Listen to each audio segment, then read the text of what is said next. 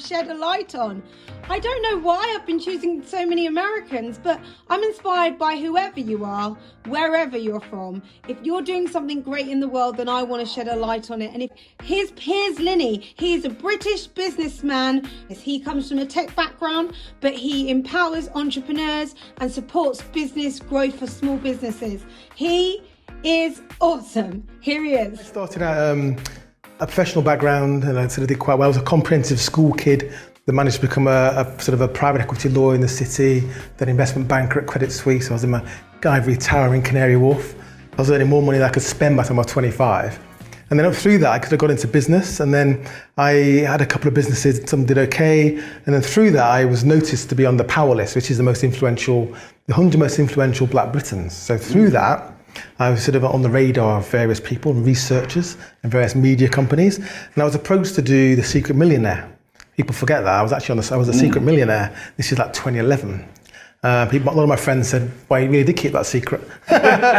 So I said, "Okay." So I've done The Secret Millionaire, and that was interesting because that was it was quite personal. It was quite sort of quite a hard thing to do, and I was quite reluctant about doing it in a way. But I thought, I was 40 then. I thought, why not just do it? Actually, I ended up in prison, a young offenders institution. Right. And I was in there, and I was more interested in the inmates, the prisoners, than the kind of charities in a way. And another side story, but one of the guys I met there, young black lad, if he was born in Hampstead, he would have been working at Morgan Stanley. Yeah. He wasn't, he was in prison for 11 years, drugs and firearms. Right. So I kind of helped him when he got out, trained him in IT, he worked for me, stayed in touch, and he's now probably earning 40, 50 grand a year. He's got a lovely partner and a kid. Right. So, but you can't scale that. Anyway, so I did that. And through that, I was approached by the BBC to, do you want to go in Dragon's Den? So the first year they approached me, I kind of thought it was my mates, literally. And I was kind of aware at the time, and they kept talking to me, and it kind of went away. And I think Hilary DeVay or someone joined them, whatever it was. A year later, they approached me again. So now I'm thinking, do I do this? I had a business. I never really had a B2C business. It wasn't something on the high street. I could go on TV and flog. Yeah. I was kind of B2B. So I thought, do I do it? What do I do? And then at the time, a bit before that, I was at the Tech Track Awards, and Sir Richard Branson, Virgin, sponsored it. And he was on stage saying, who wants to come to meet Ulu Saba? This is a private game reserve, on a connect trip with Virgin Unite. You can, if you gotta give a bit of a donation, probably like a 9/11. And I kind of thought, I only live once, so I put my hand up. Yeah. So fast forward, I'm in Ulu Saba with Sir Richard Branson, in his private game reserve, which is like a James Bond lair. If you can ever afford to go there, go. Yeah. Beautiful place in the kind of bush. And I'm sitting there thinking, and the BBC keep ringing me. Are you going to do it? Are you going to do what we need to know? And I'm thinking, who can I talk to about the media, business, how you combine the two, the pros, the cons? Is it a good thing to do?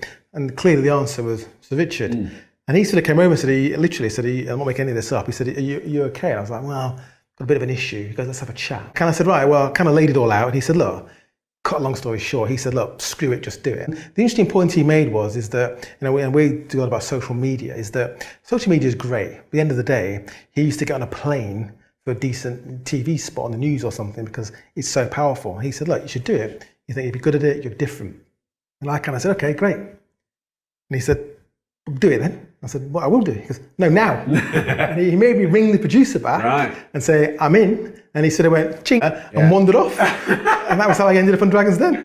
But I think that the main thing for me was that it allows you to do some good as well. So the profiles. When I was on Dragon's Den, I struggled a little bit with, who am I? Thinking, who am I? And I kind of thought, well, when people say, who's Piers Linney?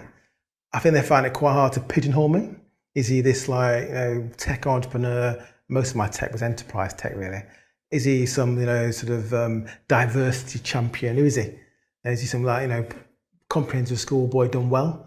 Most people think I was a public school kid as well. They couldn't work me out. So I sort of said, right, I'm about really technology, champion entrepreneurs, especially small businesses generally, because not all small business owners are entrepreneurs. Yeah. Being an entrepreneur is a different thing. Diversity, inclusion, social mobility. So I decided really to champion who am I in terms of how I got to where I was, and trying to make that path easier for lots of other people, because it wasn't an easy one. Right. So it's been great for that in terms of charitable work, philanthropy. I'm on the board of Nesta, which is the UK's largest innovation charity. We've got a £450 million endowment. I'm on the board of British Business Bank, the government bank, which I love. Yeah. So we've put about over 12 billion now facilitated into UK SMEs. Wow. So that kind of stuff I wouldn't get to do if I hadn't been on TV, I guess. Sure. That's a positive side of it. Yeah. And the negative side, you have to just manage it. But you see a lot of people on these, the Love Islands of the world, suddenly you're famous for 15 minutes, then you're not. You earn a couple $100,000. As you all know, you earn 200 grand. You spend 250. Well, you don't get 200 of that, well, 200 grand, do you? Well, you don't. You might get 80. Probably get 80. Yeah. But then you spent 100, and I think you're a millionaire. Yeah. And the next week, you're nobody again. So that can be very hard to deal with. And I was a reluctant celebrity in a way. And I went cold really for about 2 years. It was only, so you didn't really leverage it. I didn't. And you probably noticed. But who the hell's Piers Linney? I appeared again on LinkedIn or somewhere. Yeah. Well, what's he doing there? And it was more, I kind of thought after 2 years, what do I do with this? It's going to go cold, and that's not a good thing. I should do something with it. My partner said to me, no, you should, just put stuff out there that's personal. And I did that. I wasn't really selling anything. And the feedback was great. What a great story. How cool would it be to be able to ask Richard Branson for some advice regarding your business? But when it comes to what he said, I thought, well, I do know that Richard Branson has this quote where he says, if an opportunity appears, take it, say yes, and then figure it out later. And I love that quote of his. So he used that again with Piers when he told him to go for it on Dragon's Den. And I wouldn't even really know who Piers Linney was if he wasn't on Dragon's Den. So I'm so grateful that we got to see his face on TV. Amazing. I'll see you guys tomorrow. Bye-bye.